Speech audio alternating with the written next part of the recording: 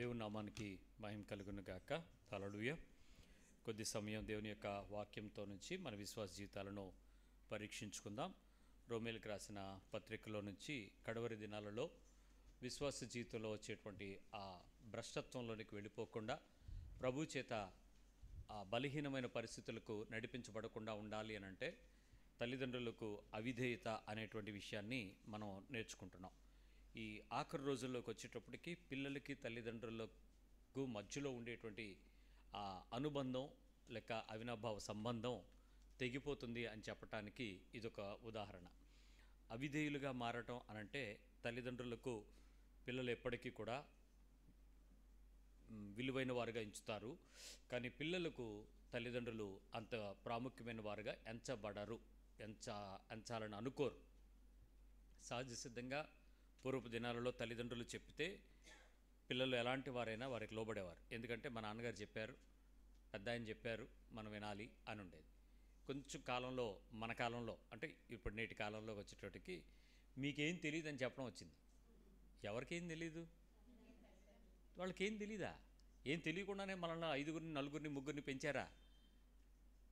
వాళ్ళు ఏం మనలాగా డిగ్రీలు డిప్లొమాలు పిహెచ్డీలు పోస్ట్ డాక్టర్లు చదవలేదు, కానీ వాళ్ళకి అందరూ తెలిసే. మనల్ని ఎలా పెంచాలో తెలుసు, సమాజాన్ని చదివారు, వాస్తవ పరిస్థితులు అర్థం చేసుకున్నారు. కాకపోతే వాళ్ళకి లేనిదేంటి? కన్నింగ్.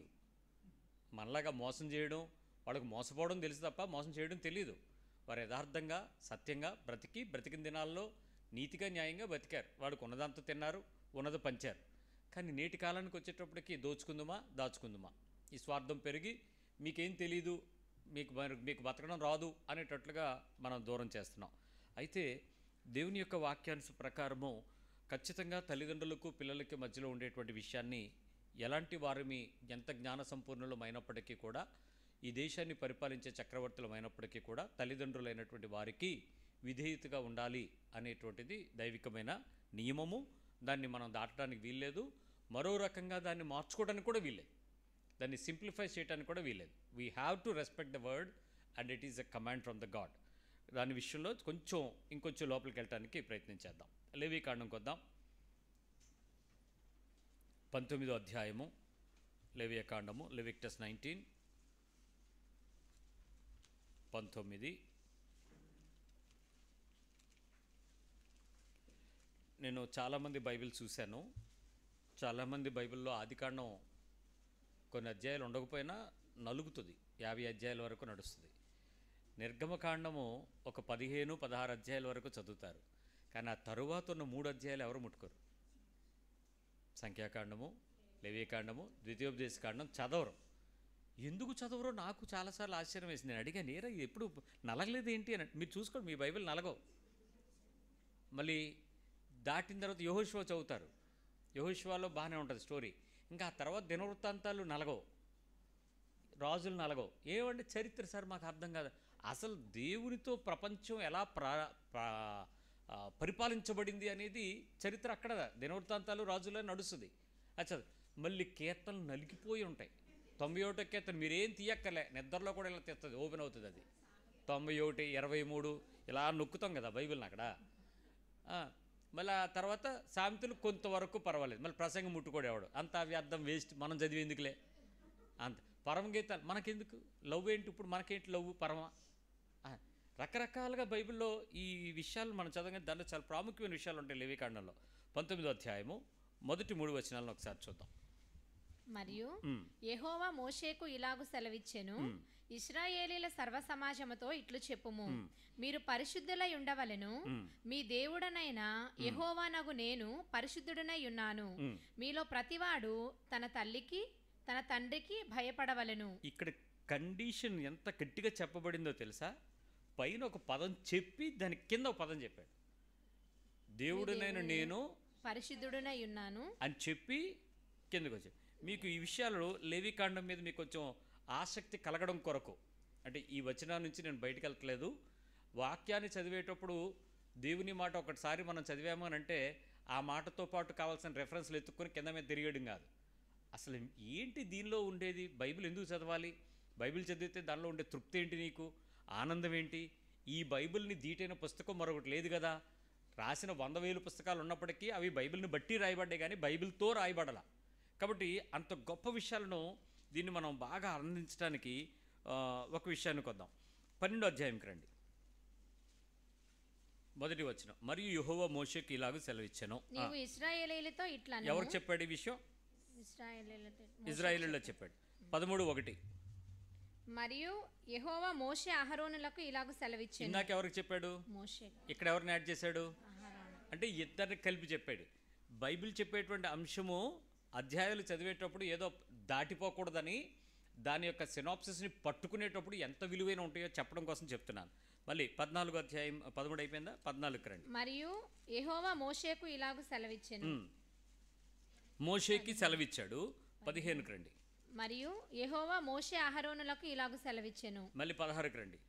అహరోను ఇద్దరు కుమారులు యెహోవా సన్నిధికి సమీపించి చనిపోయిన తర్వాత యెహోవా మోషేతో మాట్లాడి ఇట్లా నేను. సెలవిచ్చనుకు మాట్లాడకు తేడా ఏంటి? అది మీరు పట్టుకోవాలి. ఏదో బైబిల్ చదువుతున్నామంటే చదువుతున్నాం కాదు, ఏంటి ఏదో పదంకేదో ఉంది. God wants to discuss or decide. సెలవిచ్చను, మాట్లాడాను. ఇద్దరిని పిలిచాడు. మళ్ళీ వాళ్ళకి ముచ్చటించేటప్పుడు చెప్పే విషయాలు చాలా ప్రశస్తమైనవిగా ఉంటాయి. 17కి రండి. మరియు యెహోవా మోషేకు ఇలాగ సెలవిచ్చెను. ఎలా సెలవిచ్చాడు అక్కడ ఉంది. నీవు అహరోనుతోనూ అతని కుమారులతోనూ ఇశ్రాయేలీయుల అందరితోనూ ఇలాగ చెప్పుము. అవును పాప, ఇందాక నువ్వు చెప్పినప్పుడు మోషే అహరోనుతో కూడా మాట్లాడాడు ఉంది కదా, మరి ఇప్పుడు మోషేకి చెప్పి అహరోను చెప్పమంటాడు ఏంటి?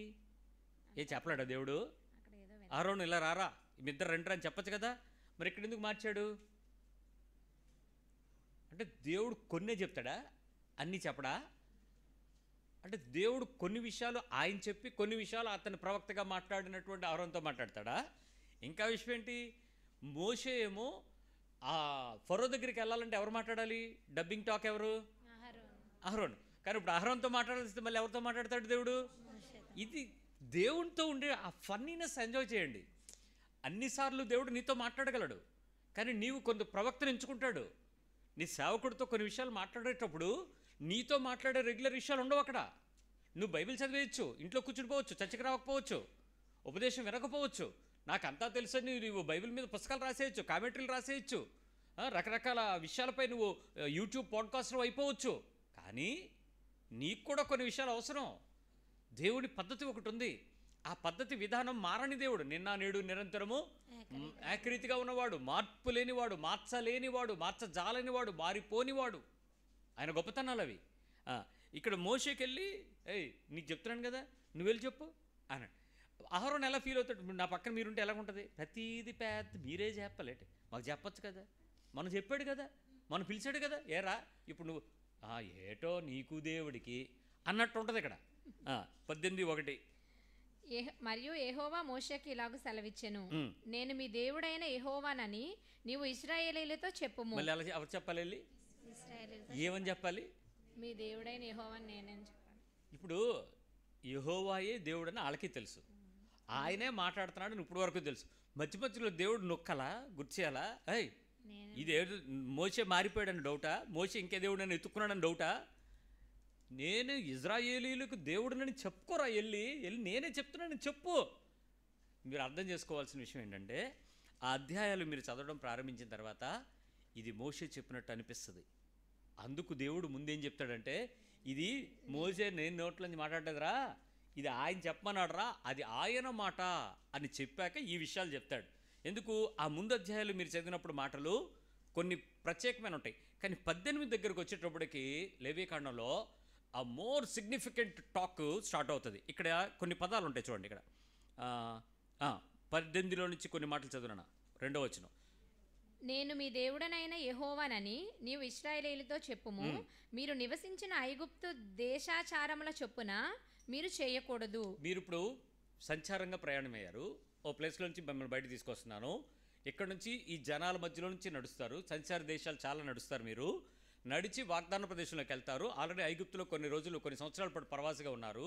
ఇప్పుడు మీరు ఆ ప్లేస్లోకి వెళ్ళిన తర్వాత ఆ దేశ ఆచారాల చొప్పున మీరు నెంబర్ 1 ప్రాంతీయమైన ప్రదేశాలకు చేరినప్పుడు, తాత్కాలికమైన ప్రదేశాలకు మీరు వెళ్ళవలసి వచ్చినప్పుడు ఆ దేశాచారాల చొప్పున మీరు మీ విశ్వాసాలను మార్చుకోకూడదు. ఇది నెంబర్ 1 ప్రాథమికమైన సూత్రం. ఇది ఏ జాతికైనా ఏ పద్ధతికైనా ఈ ఈ యొక్క క్రమము ఇజ్రాయిలీడికి ఇవ్వబడినటువంటి ఒక క్రమం. ఫర్ ఎగ్జాంపుల్ నేను పంజాబ్ వెళ్ళాను. ఫస్ట్ ఒక 6 నెలల తర్వాత నా డ్రెస్ ఏమైపోతుంది తెలుసా? పటియాలా డ్రెస్కి వచ్చేస్తాను. మీరు కూడా మారిపోతారు. ఎందుకు? లేకపోతే నువ్వు ఒక విచిత్రంగా ఉంటావు. నీకు పాలు ఎవడు కూరగాయలకి వెళ్తాడు, కింద నుంచి పైకి వదిలే ఆంధ్ర వాళ్ళ ఆయికా అని నీకే తేడా వస్తుంది. 4 రోజుల తర్వాత నువ్వు కూడా ఆ డ్రెస్ వేసేసుకుంటావు. వేసుకోవచ్చు, తప్పేలేదు. మరి కొద్ది రోజుల తర్వాత నేను గడ్డం పెంచేస్తాను. ఎందుకు? అందరూ ఆ పద్ధతిలో ఉన్నారు కాబట్టి. మరి నేను ఆ తర్వాత పగిడి వచ్చేస్తుంది. ఎందుకు? ఇప్పుడు నేను ఆంధ్ర వచ్చేటప్పుడు మాత్రం ఇదిగో మా నూతనరాజు దగ్గరికి వెళ్ళి కటింగ్ కొట్టించుకొని కిందకి రావాలి. మరి ఎందుకు? మరి అక్కడి నుంచి ఇక్కడికి వస్తే మరి నన్ను తేడా అంటారు. ఈడేంటి రైడు పంజాబ్ అయిపోయాడు, రైడు ఏదో తేడా వచ్చాడు రా అని. సో ఆ ప్రదేశానికి వెళ్ళేటప్పుడు ఆ ప్రదేశం పద్ధతి. కానీ ఆచారం ఒకటి ఉంది చూసారా దేశానికి, అవి చేయకండి. వస్త్రం మార్పు గురించి దేవుడు మాట్లాడ్డు, వేషం మార్పు గురించి మాట్లాడ్డు. ఆచార సంప్రదాయాల విషయాల్లో మాత్రం దేవుడు కట్టడిగా ఉంటాడు. ఇజ్రాయేలు ప్రజలకు మాత్రం ఆ విషయాల్లో. అందుకే యూదుడు ఏ దేశంలోకి వెళ్ళినా ఆ రక్తానికి తగ్గ పౌరుషాన్ని కలిగి ఉంటాడు. నేను దైవ సంబంధమైన వ్యక్తిగా ఉన్నప్పుడు, నా దేవునితో నిబంధన నాకున్నప్పుడు ఆ ఆజ్ఞను నేను మీరను. ఇప్పుడు కిందకి రండి. నేను మిమ్మల్ని రప్పించుచున్న కనాను దేశాచారము చొప్పున మీరు చేయకూడదు. నెంబర్ 1 ఇక్కడ 2 విషయాలు చెప్పాడు. God's clarity is always very dignified. ఎలా ఉంటుందంటే, మీరు వెళుతున్నటువంటి ఆ దేశం చేయొద్దు, మీరు వచ్చేస్తున్నటువంటి దేశాన్ని కూడా చేయొద్దు. క్లారిటీ. నువ్వు ఇన్ని సంవత్సరాలు ఉన్నావు కాబట్టి ఖచ్చితంగా నువ్వేమవుతావు? ఆ దేశంలో పద్ధతి ఫాలో అయిపోతావు. ఎట్ ద సేమ్ టైం ఆ దేశంలో ఉండేటువంటి సంప్రదాయాలను కూడా నువ్వు ఫాలో అవుతావు.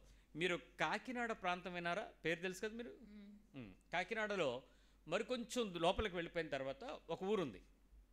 ఆ ప్రాంతంలో ఉన్న వాళ్ళు యూదులు ఉన్నారు. నేను వాళ్ళని కలిసాను వెళ్ళి. వాళ్ళ ఆచారం ఏంటి, వాళ్ళ పద్ధతి ఏంటని.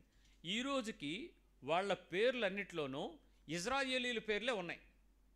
మనలాగా రావులు దేవిలు రాలే. వాళ్ళు మళ్ళీ బైబిల్లో ఉన్నటువంటి ఆ కాలపు పద్ధతుల పేర్లే పిలుచుకుంటున్నారు. వాళ్ళు ఈ రోజుకే అదే రకమైనటువంటి వస్త్రాలు వేసుకుంటున్నారు.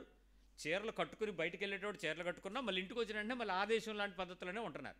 వాళ్ళు ఊరు చూస్తే చాలా చిన్నది. వాళ్ళ పద్ధతులన్నీ కూడా మనలాంటి ఉప్పు కారాలే తింటారు. మన పద్ధతే. మళ్ళీ పిల్లలు ఇక్కడ ఆధార్ కార్డులే. కానీ వాళ్ళ పౌరసత్వం ఎవరిది? యూదుల పౌరసత్వం. గుంటూరులో ఒక ప్రాంతం ఉంది, అక్కడ ఉన్న వాళ్ళు కూడా ఇలాగే ఉన్నారు. గుజరాత్లో ఒక ప్రాంతం ఉంది, అక్కడ ఉన్న వాళ్ళు కూడా ఇలాగే ఉన్నారు. వీళ్ళు ఏం చేస్తున్నారు అంటే, మేము ఏ దేశంలోకి వెళ్ళనివ్వండి, ఏ ప్రాంతంలో ఉన్నవ్వండి, మా పేర్లు, మా పిల్లలకు సంబంధించిన ఆచార అలవాట్లు, మాకున్నటువంటి దైవికమైన పద్ధతుల్లో ఈ బైబిల్ పఠనాలు అంటే వాళ్ళు ఓల్డ్ టెస్టిమెంట్ లాని ఫాలో అవుతారు. వాళ్ళు ఇంకా ఆ పద్ధతుల్లో ఇవన్నీ అవి మేము మిస్ అవ్వం. ఎందుకంటే మాకు ఇవ్వబడినటువంటి ఆజ్ఞది దేవుడు మాకు మోసేస్తో చెప్పించాడు అన్నాడు ఆయన. అప్పుడు ఆయన దగ్గర నేను లేవీకాండం చూశాను. వాళ్ళు 5 పుస్తకాలు కంటతో పెట్టేశారు. పిల్లలందరూ చెప్పేస్తారు, నోరిప్పితే బైబిల్ వాక్యమే. అయితే వాళ్ళు మనలాగా కాదు, ఉర్దూ మాట్లాడేటప్పుడు తిరగేసి ఉంటుంది కదా, అలాగే చదువుతారు. ఇప్పుడు చూడండి ఆయన ఏం చెప్పాడు. వారి కట్టడలను బట్టి నడవకూడదు. ఇక్కడ మొట్టమొదటిది, వెళ్ళబోతున్న దేశోపచారం చేయొద్దు, నివసించిన ఐగుప్తు చేయొద్దు, రప్పించిన దేశం చెయ్యొద్దు, తర్వాత వారి కట్టడలను బట్టి నడవద్దు, మీరు నా విధులను గైకొనవలెను, నా విధులు గైకొనాలి, నా కట్టడలను బట్టి నడుచుకొనుటకు వాటిని ఆచరింపవలెను, మీ దేవుడనగు నేను యెహోవాను. ఇక్కడ ఈ పదం ప్రతిసారి నేను యెహోవాను మీ దేవుడను, మీ దేవుడనైన ఇజ్రాయేలీలను నడిపించేవాడు అనేటువంటి ఆ మెన్షన్ చేయటం యొక్క ఉద్దేశం ఏంటంటే, the sovereign authority of the lord. ఆయన ఎల్ షద్దై సర్వశక్తి కలిగిన దేవుడు యొక్క గొప్పతనాన్ని చెప్పాలనుకున్నప్పుడు నేను యెహోవాను అనే పదం వాడుతూ ఉంటాడు. ఇది మధ్యలో మోసెస్ కల్పించిందో, అహరోను కల్పించిందో, మిరియాము కల్పించిందో కాదు. ఎందుకంటే తరచుగా ఈ ముగ్గురే దైవికమైన సందేశాలు ప్రజలకు కనిపిస్తూ ఉండేవారు. వాళ్ళ దగ్గరికి వస్తూ ఉండేది వాక్యం, వాళ్ళు చెప్తున్నారు. కాబట్టి అలా కాదు, ఈ అథారిటీ దేవుడిది అని చెప్పడానికి చెప్తూ ఈ విషయాలు మాట్లాడాడు. ఇక్కడ నుంచి వచ్చేటప్పుడు ఇవన్నీ ఏంటంటే ఈ కట్టడలు, ఇవన్నీ రూల్స్ అండ్ రెగ్యులేషన్స్ ఉంటాయి. ఇప్పుడు మనం చెప్పుకున్నటువంటి 19కి వద్దాం. మరియు యెహోవా మోషేకి ఇలాగు సెలవిచ్చెను, ఇశ్రాయేలీయుల సర్వ సమాజముతో ఇట్లా చెప్పుము. ఇవి ఎవరికి చెప్పాలి? ఈ పదం ఇప్పటి వరకు మీరు చదివిన దాంట్లో రాలేదు, చూసుకోండి. ఇజ్రాయేలీయులు అందరితో అన్నాడు. ఎక్కడికి వచ్చేటికి ఏమైంది? సర్వ సమాజం అని అంటే 1 నెల మొదలుకొనినటువంటి పిల్లలు మొదలుకొని అందరూ చనిపోవడానికి రెడీ అయినటువంటి వృద్ధులందరినీ కూడబెడితే అది సర్వసమాజం. ఈ సర్వసమాజం ఎప్పుడు కూడుకుంటారు? వారికి నిస్సాన్ నెలలో మొదటి వారంలో వచ్చేటువంటి ఒక పండగ కాలంలో ఏర్పడతారు. ఆ టైంలో వీళ్ళందరూ ఏర్పడినప్పుడు చెప్పాల్సిన విషయాలు వేరే, ఒత్తప్పుడు చెప్పే విషయాలు వేరే. ఈ విషయాలు భిన్నంగా ఉన్నాయి. మీరు చదవండి, ఆ ఆజ్ఞలేంటి, ఆ కట్టడలేంటి, ఆ సూచనలేంటి, ఎందుకు ఈ విషయాలు అక్కడ చెప్పాడు, వీళ్ళకెందుకు ఈ విషయాలు చెప్తున్నాడు, ఎందుకు ఆ టైంలో మోసెస్ అక్కడ ఉన్నటువంటి ప్రదేశంలో వేలువేలుగా సపరేషన్గా ఎందుకు చెప్తున్నాడు అంటే ఇప్పుడు చెప్పిన పదం మీకు అర్థమవుతుంది. రెండవ వచనం, మీ దేవుడైన యెహోవాను నేను పరిశుద్ధుడనై ఉన్నాను. మీలో ప్రతివాడు తన తల్లికి తన తండ్రికి భయపడవలెను. ఇక్కడ జడ కండిషన్. ప్రతివాడు ఏం చేయాలంట? తన తల్లికి తన తండ్రికి. సర్వ సమాజానికి చెప్పమన్నాడు. అంటే ఒక నెల పిల్లోడు వింటాడు, 90 సంవత్సరాలు ముసలోడు వినాలి. తల్లిదండ్రులకు ఏమవ్వాలంటే వీళ్ళు అంటే ఏంటండి? మనలో మనమాట భయపడ్డం అంటే మాట వినడం భయపడ్డమా? మాట వినడం భయపడ్డమా? భయపడకుండా ఉండడమా? లోబడ్డం అంటే చెప్పినట్ట వాళ్ళు చెప్పింది మనకు నచ్చుద్దా? పెద్ద తరం ఉంటుంది, అంతరం ఉంది, మనకి ఏజ్ డిఫరెన్స్ ఉంది. మనం ఎక్కడ యాక్సెప్ట్ చేస్తాం? వాళ్ళు కొన్ని విషయాలు చెప్తారు, రే ఎందుకురా గ్యాస్కి అంత డబ్బులు కాదు, ఆ కొబ్బరి చెట్టుకి ఎక్కి ఆ మెట్టలు తీసి ఆ రాత్రి పోయేటంటే ఊరుకుంటావా?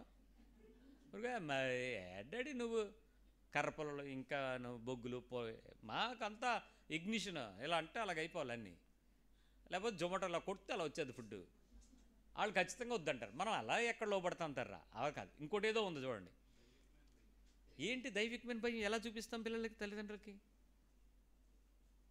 How we can show the respect to the parent and fear to the parents. ఇది గౌరవం, లోబడడం. చక్కటి మాటలు వస్తున్నాయి. ఇంకా ప్రేమించడం, గుడ్. వాళ్ళ హృదయానుసారం నడుచుకోవటం, వెరీ గుడ్. ఇంకా ఏది చెప్పినా చేయటం. మొదటి విషయం ఏంటంటే ఎదురు చెప్పకపోవటం. You should never talk against their word. వారు ఏం మాట్లాడినా మౌనంగా ఉండడం. నీకు నచ్చిందా నచ్చలేదా ఇమ్మెటీరియల్. ఇక్కడ సంస్కారం ఏంటంటే మీ మీద రుబాబు చేయకుండా ఉండగలగటం తల్లిదండ్రుల యొక్క నీతి. నిన్నేదో కొట్టేద్దాం, తిట్టేద్దాం, కంట్రోల్ చేసేద్దాం, బెండ్ చేసేద్దాం, నా మాట వినకపోతే నేను మోనార్క్ని, అలాగ పేరెంట్స్ ఉండరు. ఉండకుండా ఉండగలిగిన తల్లిదండ్రులు చెప్పినప్పుడు పిల్లలు ఖచ్చితంగా ఏం చేస్తారు? లోబడతాం. అలాంటి పరిస్థితుల్లో తండ్రే ఒక పక్క అమ్ముండంగా ఇంకొక సైడ్ సెటప్ పెట్టుకుని వచ్చి రాయ్ నాకు భయపడంటారా అంటే పిల్లడు భయపడతాడా? అలాంటి అక్రమం వాళ్ళ దగ్గర లేదు, అలాంటి చెడు అక్కడ లేదు. కానీ విషయం ఏంటో తెలుసా? చెడు చేస్తే, చెడు చెయ్యాలనేటువంటి ఊహ వస్తే శిక్ష గొప్పది. ఈ తప్పు జరిగితే వచ్చే శిక్షకు భయపడిపోయి చేయడం మానేస్తారని అనుకుంటున్నారేమో. శిక్ష గొప్పదే, కానీ శిక్షించు దేవునికి భయపడతారు, శిక్షకు కాదు. ఇప్పుడు ప్రాబ్లం ఏంటి? ఒక్కసారి నువ్వు పోలీస్ స్టేషన్కి ఎక్కావనుకో, రెండో రోజు నీకు పెద్ద విషయం ఏం కాదు, సిఐ ఎవడో అంటావు. అప్పటి వరకు పోలీసు వాడు అంటే డ్రెస్సును చూసి భయపడిపోతావు. ఆ తర్వాత సిఐ ఎవడో, పోలీసు ఎస్ఐ ఎవడో, ఆ డిఎస్పీ దగ్గరికి వెళ్ళిపోతాను, ఇంకంతే భయం దాటిపోద్ది. ఒక్కసారి కోర్టు మెట్లు ఎక్కిన తర్వాత పరిస్థితి ఏంటి? ఏమైతే అయితే జడ్జే కదా, చూసుకుందాంలే, అవసరమైతే కొనేద్దాంలే, ఎక్కడికో వెళ్ళిపోతాడు. అసలు ఆ భయం ఏంటి? శిక్షకు భయపడుతున్నామా? వెళుతున్నటువంటి శిక్షణాలయానికి భయపడుతున్నామా? కాదు, శిక్షించుచున్న దేవునికి భయపడుతూ శిక్షకు వెళ్లకుండా ఉండగలగడానికి నీతిని నెరవేర్చటం, అది దేవుని భయం అంటే. తల్లిదండ్రులతో భయం కూడా అనేది అది. వాళ్ళకి ఎదురు చెప్పకుండా ఉండగలగడం అనంటే, బదులు పలకకుండా ఉండగలగడం అంటే, వాళ్ళు చెప్పింది మనం ఒప్పుకోగలుగుతానికి ఇష్టపడుతున్నాము అనంటే, సామాజికంగా ప్రతి తల్లి తండ్రి కూడా ఆ నైతిక విలువలను పాటిస్తారు దేవుని కొరకు. ఆ పరిపూర్ణమైన ప్రేమతత్వాన్ని ప్రదర్శిస్తారు పిల్లల కొరకు. సామాజిక నీతిని, నియమమును, కట్టడలను, హెచ్చరికలను, సూచనలను వారు శిరసావహించి దేవుని పక్షంగా విధేయులై వారు పిల్లలతో ఉండవలసినటువంటి ఆ అవినాభావ సంబంధాన్ని వారు కలిగి ఉంటారు. కాబట్టి అలాంటి వారికి దేవుడికి వాళ్ళు భయపడుతున్నారు కదా అని, వాళ్ళు వంగుతున్నారు కదా అని నువ్వు వాళ్ళ మీద తిరుగుబాటు చెయ్యొద్దు. వాళ్ళేదో చేతకాని వారయ్యి నిన్ను ప్రేమిస్తున్నారని అనుకుని నీ గొప్పతనాన్ని ప్రదర్శించొద్దు కొడుకా. ఓ కూతురా, నువ్వేదో పెద్ద ఉద్యోగం ఎలగబెడుతున్నావు, వ్యాపారం చేయగలుగుతున్నావని నీ తల్లిదండ్రులు దేవుని భయంతో నీ కొరకు వాళ్ళు అన్ని విషయాలలో విధేయత చూపేటట్లుగా చేతకాని వారిగా ప్రేమ కనపడితే, ప్రేమ చాలాసార్లు ఎలా కనపడుద్ది? చేతకంతనంగా కనపడుద్ది, నిస్సహాయత కనపడుద్ది, వాళ్ళు ఏమీ చెయ్యలేనటువంటి ధర్మము లేనివారు అనిపిస్తుంటుంది. కానీ అలాంటి పరిపూర్ణతకు నువ్వు ఎదురు చెప్పే స్థాయికి ఎప్పటికీ కూడా ఎదగద్దు. ఇది చాలా ఫోర్కాస్ట్ వార్నింగ్ ఇచ్చాడు దేవుడు.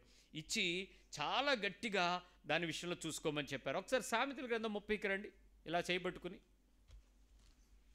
సామెతలు 30 అంటే ప్రసంగి, సామెతలు, ఈ రెండు మనం ఎందుకు ప్రతిసారి దాన్ని రిఫర్ చేస్తామంటే, ఎక్కువ విషయాల్లో సామెత ఎలా పుడుతుంది, నానుడి ఎలా పుడుతుంది, ప్రజల్లో నుంచి పుడుతుంది. ప్రజల మధ్యలో జరుగుతున్న వాస్తవ విషయాలను తెలివి కలిగినటువంటి మనుషులు, మేధావి వర్గం కలిగినటువంటి ఆలోచన కలిగిన వారు పదాల పొందికతో మనుషుల యొక్క మాటలను దగ్గరగా ఉండగలిగే భావాన్ని వ్యక్తీకరించినప్పుడు పదాల పొందికలు బట్టి సామెతలు పుడతాయి. ఈ సామెత ఒక రోజుది కాదు, ఒక కాలాన్ని కాదు, ఎప్పటిది? అదేమవుతుంటుంది, నెక్స్ట్ నెక్స్ట్ నెక్స్ట్ నెక్స్ట్ అలాగా వెళ్తూ ఉంటుంది నానుడి అనేది, సామెత అనేది. అందుకని సామెతలలో ఉండేటువంటి విషయం ప్రసంగిగా సొలొమోను గారు ఆ ఒక్కరోజు చెప్పింది కాదు, ఎప్పటి నుంచో జరుగుతున్న విషయాలు మాట్లాడుతూ ఉంటాడు. అందుకని దీని విషయాన్ని రిఫర్ చేద్దాం. 17 ఒకసారి చూద్దాం. 17వ వచనం. తండ్రిని అపహసించి తల్లి మాట విననొల్లని వాని కన్ను లోయకాకులు పీకును, పక్షిరాజు పిల్లలు దానిని తినును. బా, ఎంత మంచి టేస్ట్ ఫుడ్ వాడికి. ఎవరికి? కాకులకి, గెద్దలకి. పక్షిరాజు అంటే ఎవరు? గ్రద్ద. ఇక్కడ ఏమన్నాడు? అది తండ్రిని అపహసించి తల్లి మాట విననొల్లని వాని కన్ను. తండ్రిని అపహసించడం, తల్లి మాట వినకపోవటం, తోసివేయటం, తృణీకరించటం. ఎందుకు ఈ పనులు చేయటానికి శిక్ష అంత కఠినంగా చెప్తున్నాడు? ఈ సామెత ఎప్పటిది? ఇది ఒక్కరోజుది కాదు, చాలా కాలం నుంచి జరిగిపోయింది. అంటే నిబంధన కాలాల మధ్యలో, పాత నిబంధన క్రొత్త నిబంధనకు మధ్యలో ప్రభువుతో నడిచినటువంటి కాలానికి దాటినటువంటి ప్రజల్లో కూడా జరిగి ఉంటుంది ఇది. అందుకే మీరు ప్రస్తావన కనుక మీరు చూసినప్పుడు ప్రసంగి గ్రంథంలో దేవుడు అనేటువంటి పదం కన్నా, ఇజ్రాయేలీలు దేవుడు అనే దానికన్నా, యెహోవా అనేటువంటి పదాల కన్నా కనబడవు. సామెతల్లో కొన్ని కనబడతాయి. ఎందుకు ఈ విషయాలు ఎక్కువ ప్రస్తావన సమాజంలో ఉంచేటువంటి పరిస్థితుల నుంచి మాట్లాడబడ్డాయి అనంటే, సమాజంలో జరిగేటువంటి జనముల మధ్యలో జరుగుతున్న జీవిత విధానాలను ఆయన పరీక్షించి చూసి దేవుని యొక్క పద్ధతిలో ఉండాల్సిన జీవితానికి అతను మాదిరిని పెట్టుకున్నాడు సొలొమోను.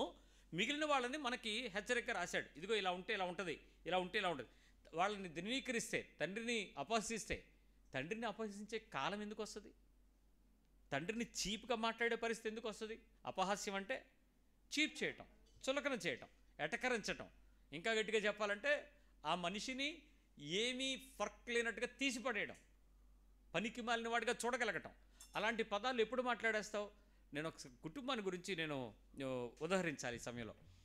అతను లారీ ఓనరు, ఒక లారీకి ఓనరు. ఆయన అంటే మేము చదువుకునేటప్పుడు 6వ క్లాస్లో మా ఫ్రెండ్ తాలూకా ఫాదరు లారీలకు ఓనరు, ఒక లారీ ఓనరు. 10th క్లాస్కి వచ్చేటప్పటికి ఆయనకి 8 లారీలకు ఓనరు. కొడుకు జనరల్గా ఎలా ఉంటాడు అప్పుడు? మాతో ఉండేవాడు. ఒక లారీ 8 లారీలు అయితే ఎలా ఉంటాయి? మనోడు స్టైల్ కూడా ఏమవుద్ది? అప్పటికే నార్త్ స్టార్ బూట్లు వేసుకొచ్చేవాడు. అప్పట్లో బూట్లు, అందులో నార్త్ స్టార్ అలాంటి కంపెనీలు వేసుకోవాలంటే ఆడు చాలా గొప్పోడు అనమాట. మామూలుగా ఉండే స్థాయిలో నుంచి ఒక లారీ నుంచి బాగా వ్యాపారం. పంజాబ్ లారీలు అనేవారం తెలుసా? ఇప్పటికీ ఉన్నాయి పెద్ద లారీలు, నేషనల్ పర్మిట్ లారీలు, పంజాబ్ లారీలు. అంటే పంజాబ్ వరకు వెళ్ళి వస్తాయి అని, పెద్ద లారీ అని, ఎక్కువ లోడ్ తీసుకెళ్తారు, ఒకేసారి వెళ్తే బోల్ డబ్బులు వస్తాయి అనేటువంటిది ఒక భావం. ఈయనకి పంజాబ్ లారీలు ఉండేవి. సో పిల్లడు 10th క్లాస్ అయిపోయింది, తర్వాత వాడు ఇంటర్మీడియట్కి వెళ్ళాడు. మేము ఇంక ఇటు అటు చదువులు మారాం.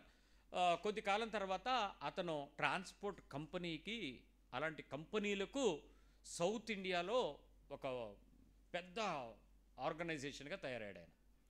ఆ తర్వాత ఫ్లీట్ ఓనర్స్ అసోసియేషన్ ప్రెసిడెంట్ అయిపోయాడు ఆయన. మాకు ఊహ తెలిసి ఒక 5 ఏళ్లలో మేము ఇంజనీరింగ్ స్థాయికి వచ్చేటప్పటికి ఆయన చాలా పెద్దోడు, గొప్పోళ్ళు. వాళ్ళ ఇంటికి వెళ్ళాలంటే అయ్యేది కాదు, బంగ్లాలో ఉండేవాడు. అంత గొప్ప ఓనర్కి లేని అలవాట్లేదు. ట్రాన్స్పోర్ట్ డిపార్ట్మెంట్లో ఉండే వాళ్ళకి జనరల్గా ఏమవుతుంటాయి? ఫస్ట్ సరదాగా స్టార్ట్ అవుతుంది ఆల్కహాల్, ఆ తర్వాత వ్యభిచారం, ఆ తర్వాత జోదం. పేకాట ఆడకుండా మనిషి ఇంటికి వచ్చేవాడు కాదు, తిండి ఎప్పుడు తినేవాడో కూడా తెలియదు. అలాంటిది ఎంత గొప్ప స్థాయికి ఆయన ఎదిగిపోయాడంటే, మా ఫ్రెండు ఆయన కలిసి తాగితే పేకాట ఆడేవారు, తండ్రి కొడుకు కలిసి. మేము ఒకరోజు వాడికి ఫోన్ చేసి, అరే మేము ఇలా వస్తున్నాం రా అంటే, అరే సిట్టింగ్లో ఉన్నాను రాకరా అన్నాడు. సిట్టింగ్ అంటే ఏంట్రా అని అడిగాను మా పక్కవాడిని. ఆయన సిట్టింగ్ అంటే తెలియదేట్రా అన్నాడు. ఏంట్రా అని అంటే అప్పుడు చెప్పాడు, మందు కొడుతున్నారు. వాడిని అడిగి, ఎవరితో ఉన్నాడో అడుగు, దాన్నే ఉంది, మనం వెళ్ళి పక్కన కూర్చుందాం అన్న అంటే, రే మా బాబుతో ఉన్నాను. ఏంటి తండ్రి కొడుకులు తాగుతారా అని అడిగా. అంటే తాగుతా. ఇప్పుడు వాళ్ళిద్దరి మధ్యలో నైతికంగా గ్లాస్ బంధం ఏర్పడిపోయింది. తండ్రి బాగానే ఉన్నారు, పేకాట ఇలాంటివి కొన్ని పనులు కలిసి చేస్తే ఓలాగా ఉంటుంది. అలాగా నడిచిపోతున్న తర్వాత కొడుకు నెమ్మదిగా వ్యభిచారం అయిపోయాడు, జోదం తలకెక్కేసింది. సంపాదన వీళ్ళు ఏమీ ఖర్చు పెట్టక్కలే. సాయంత్రం అయ్యేటట్టుకి ₹1 అకౌంట్లో పడిపోతూ ఉంటాయి, డ్రైవర్లు పనిచేస్తూ ఉంటారు. బండి యాక్సిడెంట్ అయ్యింది అనే పదం వచ్చిన వెంటనే, అయితే ఏంటి ఇంకా 30 ఉన్నాయి కదా, మనకి ఇంకా బాడుక్కి తెచ్చినవి ఇంకో 100 ఉన్నాయి కదా అన్నట్టు పెరిగిపోయాడు. సో పూర్తి వ్యసనాలు, పరిస్థితి మారిపోయాయి. ఓ రోజు వాళ్ళ ఇంటికి వెళ్ళి వాడితో మాట్లాడటానికి కూర్చోవలసి వచ్చినప్పుడు వాళ్ళ అమ్మగారు మాతో ఒక మాట చెప్పారు. కొడుకుకి తండ్రి చెప్పలేడు, తండ్రికి కొడుకు చెప్పలేడు. వీళ్ళిద్దరి మధ్య ఏమీ లేదు బాబు, నువ్వు ఫ్రెండు కాబట్టి, చిన్నప్పటి నుంచి ఉన్నాడు కాబట్టి, నువ్వు కొన్ని మాటలు చెప్తే వాడు వింటాడని, నీకు వాడికి మధ్య స్నేహం ఉంది కాబట్టి నీతో చెప్తున్నానని ఏడ్చింది ఆవిడ. ఎందుకు వాళ్ళిద్దరి మధ్యలో విలువ తగ్గిపోయింది చెప్పండి? దేన్ని బట్టి? వ్యసనం అనేది చెడ్డది, అందులోనూ ఆ చెడ్డ వ్యసనము ఖర్చుతోనూ శరీర బలహీనతలతోనూ అది కూడుకున్నది మారిపోవడం బట్టి స్లోగా ఆ బలహీనత ఏర్పడిపోయింది. మేము మాట్లాడుతూ ఉండగానే కొంతమంది స్త్రీలు ఆ ఇంట్లో నుంచి వస్తున్నారు. ఎవరు అని అంటే ఇంకేం చెప్పను, ఇది ఇల్లు అనడానికి లేదు, సానికొంప అయిపోయింది అని. అసలు ఆ ఇంటిని వాతావరణం, అంత పెద్ద బంగళా, అంత చిన్న స్థాయిలో నుంచి వచ్చిన వ్యక్తి అన్ని వ్యసనాలకు ఏర్పడి కొడుకుని లోబరుచుకుని వ్యసనాలతో పరిస్థితులు దాటిపోయి కొడుకు చెప్పుకోలేక ఏ పరిస్థితి లేకుండా, మాకు తెలిసి ఊహ తెలిసి ఒక 20 ఏళ్ళు వచ్చేటప్పటికి, ఏది 10th క్లాస్ నుంచి మాకు 20 years దాటిపోయి మాకు 25 ఏళ్ళు వచ్చేటప్పటికి కొలాప్స్ అయిపోయి హెచ్ఐవితో చనిపోయాడు ఆయన ఫాదర్. ఆయన పలకరించడానికి ఆ ఇంటికి వెళ్ళినప్పుడు, నెక్స్ట్ నువ్వే అందాళ్ళమ్మ కొడుకుని చూసి, నెక్స్ట్ నువ్వే, ఈరోజు మీ నాన్న, నెక్స్ట్ నువ్వే అని చెప్పి. ఆ రోజు ఏడుస్తున్నాడు. ఈ విషయం నెక్స్ట్ నువ్వే అని అంటున్నావు, ముందెందుకు చెప్పలేదని అడుగుతున్నాడు. ముందు చెప్పదా తల్లి? ఏం చేసి ఉంటాడు వీడు? తల్లి ఉపదేశాన్ని తోసేశాడు. తండ్రి చేస్తున్న పని మొదటి రోజు వీడు కూడా వ్యతిరేకించుంటాడు, కానీ నెమ్మదిగా వ్యసనానికి ఏమయ్యాడు? సరెండర్ అయిపోయాడు. కాబట్టి తల్లిదండ్రులారా, నైతికంగా దిగజారిన మీరు మీ పిల్లలకి విలువలు ఎలా బోధించగలరో, పరిపూర్ణతను మీరు ఎలా హెచ్చరించగలరో, ఒక ఆర్థికమైన బలహీనతలో మీరు జారిపోయి మీరు అప్పులు పాలై మీ కొడుక్కి ఒరే అచ్చేయకరా ఇచ్చేయకరా అని మీరు ఎలా చెప్తారో? మీరు చేసేటువంటి పని దుర్మార్గమైన పనులయ్యి, దుష్టుని సహవాసం సంబంధమైన పద్ధతులయ్యి మీ కుటుంబానికి మీరు ఏ దారిలో మాదిరిని ఇస్తారు? అది చెయ్యొద్దని చెప్తున్నాడు. ఆ కళ్ళు పీక్కుపోతాయి అని అంటే గుడ్డోడు అవుతాడు, పని చూడలేనివాడు అవుతాడు. ఎవడో చెప్తే చేసే పరిస్థితి దిగజారిపోతారు. ఆ స్థాయికి దిగజారొద్దని చెప్తుంది. ఉపదేశాన్ని తృణీకరించకుండా తల్లిదండ్రులతో బతికే జీవితాన్ని జాగ్రత్తగా ఉండండి అని హెచ్చరిస్తుంది మనకి. ఈరోజుకి మనలో చాలామంది పిల్లలతో పోటీ పడి ఏదో చేయలేకపోయామని పిల్లలు చేసే పరిస్థితులకు లోబడి నోర్లు మూసుకుని బతుకుతున్నారు, చెప్పలేకపోతున్నారు. ఏమనంటే, మనం ఏమన్నా సంపాదించామా, మనం ఏమన్నా ఇచ్చామా, మనం ఏమన్నా వాటా పంచామా, పిల్లలకి మనం ఏమి ఇచ్చామని వాళ్ళకి చెప్తాం. ఈరోజు వాళ్ళు పంచం చేయరం, వాళ్ళు ముద్దేస్తే తినాలి, మందేస్తే వేసుకోవాలి, అంతకుండా మన దగ్గర ఏముంది, మూసుకుని ఉంటే బెటరు అన్నట్టు తల్లిదండ్రులు దిగజారుతున్నారు, పడిపోతున్నారు. కానీ పిల్లలకి ఏమి ఇచ్చాడు ఆజ్ఞ? తల్లిదండ్రులుగా వారు మీకు చేయవలసినటువంటి కర్తవ్యాన్ని వాళ్ళు చేస్తారు. మిమ్మల్ని పెంచి పోషించి వృద్ధిపరిచి నిలవబెట్టి పరిపాలించే దక్షతకు పెంచిన వాడు దేవుడు. దేవుడు మీకు ఇచ్చిన ఆజ్ఞ ఏంటంటే మీ తల్లిదండ్రులకు మీరు భయపడాలి. వాళ్ళు ఇచ్చారని కాదు, వాళ్ళు చేశారని కాదు, వాళ్ళు వాటా పంచారని కాదు, వాళ్ళు మీకేదో ఆస్తుల వారసత్వం ఇచ్చారని కాదు, మీరు వాళ్ళకి భయపడాలి. బికాజ్ మిమ్మల్ని పెంచిన వాడిని నేను, మిమ్మల్ని వృద్ధిపరిచిన వాడిని నేను, మీకు ఆలోచన ఇచ్చిన వాడిని నేను, మీకు ఆరోగ్యమును బలమును ఫలమును పంచిన వాడిని నేను. కాబట్టి నేను మీకు ఇచ్చినందుకు మీరు వాళ్ళకి చేయాల్సిందే. ఇది నియమం. ఇక్కడ చాలా సందర్భాల్లో ఈ బలహీనతను మనం దాటిపోకుండా ఉండాలని సర్వ సమాజములో ఈ విషయానికి ఆజ్ఞాపించాడు. ఇక్కడ మళ్ళీ ఒకసారి వెనక్కి రండి, లేవీకాండం. సర్వ సమాజంతో వాళ్ళందరికీ దేవుడు ఏం చెప్పాడు? భయపడవలెను. తన తండ్రికి మీలో ప్రతివాడును తన తల్లికి తన తండ్రికి భయపడవలెను. ఖచ్చితంగా అక్కడ ఒక పదం వాడలే, మీ తల్లికి తండ్రికి, తల్లి సమానులకు తండ్రి సమానులకు మీరేమవ్వాలి? ఇంకా ఖచ్చితంగా భయపడాల్సిందే. దేవుడు పరిశుద్ధుడు కాబట్టి. మళ్ళీ చెప్పండి, ఎందుకు భయపడాలి అని అంటే, ఎందుకు దేవుడు పరిశుద్ధుడు కాబట్టి మనం భయపడాలి? ఇక్కడ కండిషన్ ఏంటంటే, నీ భయము నాటకం అవ్వకూడదు. నీ భయము అవతల వాళ్ళకి కనపడేటువంటి బయట వాళ్ళకి కనిపించే వేషం అవ్వకూడదు. పరిశుద్ధమైన భయమై ఉండాలి. అందుకు ఆయన పరిశుద్ధుడని నొక్కి చెప్తున్నాడు. It should be Holi fear. కొన్ని సందర్భాల్లో మీరు చూసారా, ఎవరైనా చుట్టాలు వచ్చారనుకోండి, అమ్మగారు, మమ్మీ జాన్, డాడీ, నాన్నగారు అని పిలుస్తారు. వాళ్ళు ఎలా వెళ్ళిపోగానే అసలు వెర్షనే మారిపోద్ది. శ్రీకాకుళం దిగిపోద్ది వెర్షనే. రకరకాల భాషలు వచ్చేస్తాయి, పదాలు ఎంత ఎటకారంగా మాట్లాడేస్తాం. వాళ్ళు ఉన్నప్పుడు మాత్రం అది కదండి నాన్నగారు, లేవండి, కూర్చొని మందులు వేసుకున్నాను నాన్నగారు, ఉట్టిదే. ఇదంతా కవరింగ్, గోల్డ్ కవరింగ్. అది పరిశుద్ధమైన భయమా? దేవుడు ఎలాగైతే చెప్పాడో ఆ పరిశుద్ధమైన తనానికి తగినట్లుగా దేవుడు తన పరిశుద్ధతను మార్చుకోగలడా? తగ్గించగలడా? పోనీ ఇంకో రకమైనది ఏదైనా పరిశుద్ధతను కలిపి యాడ్ చేయగలరా దానికి? అది మన భయానికి. అది అంటే నీ భయము రూల్ ఓవర్డ్గా ఉండగలగాలి. ఇట్ షుడ్ నాట్ బి కవర్డ్గా ఉండకూడదు, కోవర్డ్గా మారకూడదు. చాలా జాగ్రత్తగా ఉండాలి ఆ భయం. అది చాలా. ఒక చిన్న ఎగ్జాంపుల్ చెప్తాను. ఇక్కడ యంగ్ జనరేషన్ పిల్లలు ఉన్నారు కాబట్టి మీకు కూడా అర్థం అవటని చెప్తాను. పెద్దవాళ్ళమైన మనము, అంటే ఇప్పుడు ఆల్రెడీ 30s 40s క్రాస్ అయిన వాళ్ళు మీ నాన్నగారులతో మీ అమ్మగారులతో వెటకారాలు మాట్లాడగలమా? మనం అసలు సాహసం చేయగలమా? ఏమండి, కొట్టరాళ్ళు. ఇప్పుడు కాళ్ళు పొళ్ళు ఊడిపోయి ఉండొచ్చు, నడుము జారిపోయి ఉండొచ్చు, కర్రలు పట్టుకుని అడగొచ్చు, కానీ వాళ్ళు కొట్టరో తిట్టరో అర్హత ఉన్నా.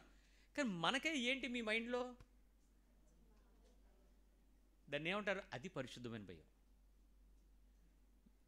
చిన్నప్పుడు మీకు ఉంటుంది, వాళ్ళు మిమ్మల్ని మండల మీద కొట్టినప్పుడు, గోడ కుర్చీలు వేసినప్పుడు, దెబ్బలు కొట్టినప్పుడు, నేను కనుక పెద్దోడిని అయితే కొట్టియాలి డాడీని మమ్మీని అని ఉంది.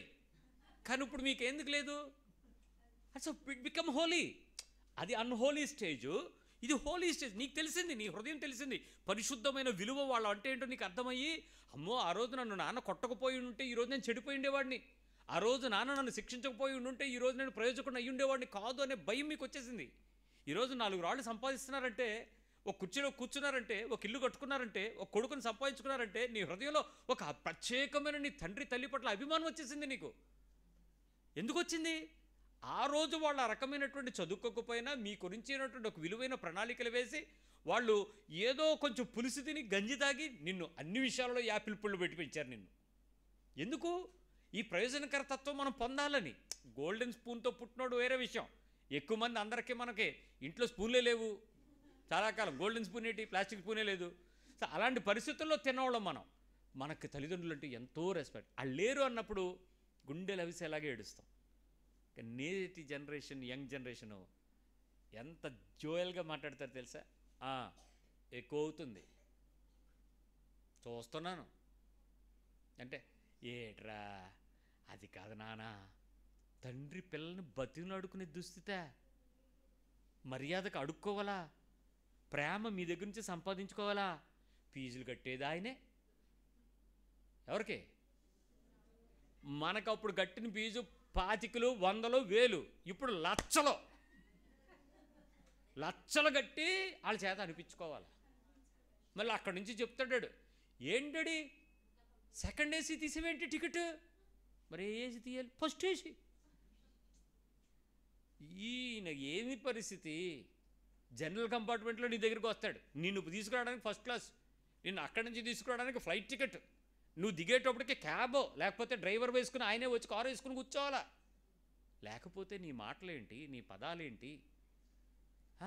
ఒకవేళ ఈ నా పద్ధతి చేయకపోతే పెళ్ళం ఊరుకుంటుందా? తృణీకరించేటువంటి బ్రతుకులకు పిల్లల దగ్గర తల్లిదండ్రులు గౌరవానికి మర్యాదకు అరులు చాచకూడదు. వాళ్ళు నీ వైపు చూచి నీ దుస్థితిని బట్టి వాళ్ళు జారిపోయే స్థితికి రాకూడదు. పిల్లలారా, అర్థమవుతుందా? ఒక కోడలు చెప్పింది, మా ఇంటికి చుట్టాలు వస్తారు, మీరు ఎక్కడుంటారో చూసుకోండి. మీ ఇంటికి చుట్టాలు వస్తే ఆవిడింటి చుట్టాలు రారా? ఆవిడ చుట్టాలు రాదా? కొడుకింట్లో ఉంటున్నటువంటి తల్లి దగ్గరికి వచ్చే చుట్టాలు మీ ఇల్లు కాదా అది? కోడలు అంటుంది, మా ఇంటికి చుట్టాలు వస్తారు, మేము బయట తిరుగుతాం, మీరు ఒక్కడే ఉంటే మీరు వండు పెట్టుకోవడం మీకు కష్టం, మీరు ఇంకెక్కడైనా చూసుకోండి అంటే ఏం చేస్తావు నువ్వు? దేశాలు దిమ్మరై తిరుగుతావు, హోటల్లోనూ, ఆ బీచ్లమ్మట, ఆ పార్కులమ్మట, ఆ సినిమా వాళ్ళమ్మట, ఇంకెవడో చుట్టాలంటే తిరుగుతావు దేశంట. అప్పుడు మరి మీ తల్లి ఎక్కడ ఉండాలి? దాని కొడుకు నోట్లో గడ్డెట్టుకున్నాడా? చెప్పొద్దప్పుడు ఆవిడికి. ఎక్కడికి వెళ్తుంది అమ్మ? వెళ్తే మనతో పాటు వస్తుంది, లేకపోతే ఇంట్లో ఉందాం, లేకపోతే వస్తే చుట్టాలు వస్తారు. ఏంటి వస్తే చుట్టాలు వస్తే నువ్వు బయటికి వెళ్ళిపోమంటావేంటి అని అడగద్దు. తల్లిదండ్రుల యొక్క పరిస్థితి, వాళ్ళకి నువ్వు భయపడమని చెప్తున్న వాక్యం నీకేమర్థం అవుతుంది? ఎందుకు భయపడాలి? ఇప్పుడు తల్లిదండ్రులు మనకు భయపడుతున్నారు. ప్రభుత్వం ఏదో కింద మీద పడి వాళ్ళకి 3,000 ఎంతయ్యా? 4 దేవుని స్తోత్రం.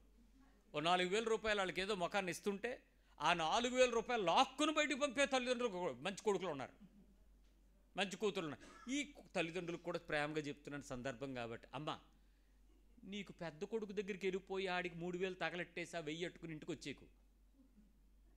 3,000 ఆడికి ఇచ్చేస్తుంది. ఏమనంటే ఆడికి చాలా కష్టాలు ఉన్నాయి. మరి నువ్వు తింటున్నావు ఎక్కడ, ఉంటున్నావు ఎక్కడ, మంచి చెడు అవుతుంది నీకు ఇక్కడ. మరి వీడికి ఏమైనా ఇవ్వద్దా మందు మొక్కి? పెద్ద కోడల్ని పిలిచి మళ్ళీ, ఆ పెద్ద కూతురికి పిలిచి మళ్ళీ దారిలు ఇచ్చేసి వచ్చేస్తుంటుంది. ఉండిదంతా ఇక్కడ వీడు భరిస్తూ ఉంటాడు. ఇక్కడ వాళ్ళది తీసుకోమని నేను పిల్లలకి మీకు చెప్పట్లేదు, ఇవ్వమని వాళ్ళకి చెప్పట్లా. కానీ ఇరుపక్షాల మధ్యలో ఉండేటువంటి వారి ఆర్థిక జీవిత తలసరి స్థితిని బట్టి మర్యాదగా, ప్రేమగా ఆ ఎమికబుల్ సెటిల్మెంట్ని మీరు చూసుకోవాలి. తల్లిదండ్రులుగా వాళ్ళ నుంచి మీరు ఎక్స్పెక్ట్ చేయకూడదు, పిల్లలుగా మీరు వాళ్ళ వైపు చూడకూడదు. కానీ అవసరాల సర్దుబాటుకి డబ్బు ఉపయోగపడకపోతే ఎందుకండి? దాచుకుంటే ఎందుకు? శవం మీద వేసుకోవడానికే. ఉన్నప్పుడు ఖర్చు పెట్టుకోకపోతే ఏం చేసుకుంటారు? దాన్ని అనుభవించాలి. దాన్ని బ్యాంకుల్లో దాచుకుని రింగ్ నెంబర్లు మారిపోతూ ఉంటే ఆ నెంబర్లు నీకు కావాలా? SMS పంపనా? రే చర్చిలో అందరికి ఒక్కొక్కడికి ఒక్కొక్క 10 ఆడెవడో చెప్తున్నాడు, రాత్రి ప్రార్థన చేస్తే తెల్లారి డబ్బులు వస్తున్నాయని. నేనేం ప్రార్థన చేయక్కర్లేదు, తెల్లారికి SMS పంపుతా. ప్రతి ఒక్కడికి అకౌంట్లో 5-5 లక్షలు వేసేస్తాను, తీసుకోండి, నెంబర్లు పడిపోతాయి. ఏం చేసుకుంటాను నెంబర్లు పట్టుకుని? అది ఉపయోగపడాలి నీ జీవితానికి. డబ్బు అనేది, బంగారం అనేది, ఒక ఆస్తి అనేది, ఒక స్థితి అనేది నీ లైఫ్కి ఉపయోగపడడానికి. అంతేకాని లైఫ్ స్పాన్ తర్వాత ఉపయోగపడదంటే అది LIC అవుతుంది. జీవితం ఎందుకు అవుతుంది? అది బతుకులో ఉపయోగపడదు, బతుకు తర్వాత ఉపయోగపడుతుంది. అందులో నీకు ఉపయోగపడదు, ఇంకోటికి ఉపయోగపడుతుంది. సో అనుభవించడానికి ఉపయోగించండి. తల్లిదండ్రులుగా right investments is always important. Right విషయంకి వస్తున్నా. ద్వితీయోపదేశకాండకు రండి, 5వ అధ్యాయం 16వ వచనంలో ఆజ్ఞ ఒకసారి చూసేద్దాం.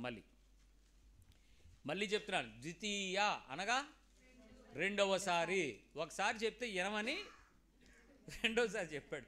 2 సార్లు చెప్పాడంటే ఇంక ఒళ్ళు దగ్గర పెట్టుకోమని అర్థం. 15 ద్వితీయోపదేశకాండం 5:16. నీ దేవుడైన యెహోవా నీకు అనుగ్రహించు దేశంలో. ఇక్కడ కండిషన్ మార్చాడండి. ఇప్పటి వరకు చెప్పిన విషయంలో ఏంటంటే నీవు దీర్ఘాయుష్మంతుడు ఒకనట్లు అని ఉంది. ఇప్పుడు ఇక్కడ కండిషన్ ఏంటి? నీకు అనుగ్రహించుచున్న దేశము, the land you are going to take your own. మళ్ళీ చెప్తున్నాను, the land you are going to procure, the house you are going to live long. నీ స్వంత ప్రదేశం ఎక్కడికి వెళ్తావో ఆ ప్లేస్లో దీవించబడాలి. నువ్వు ఒక సొంత ఇల్లు కొనుక్కున్నావు అనుకో, అది నీ సొంత ప్రదేశం.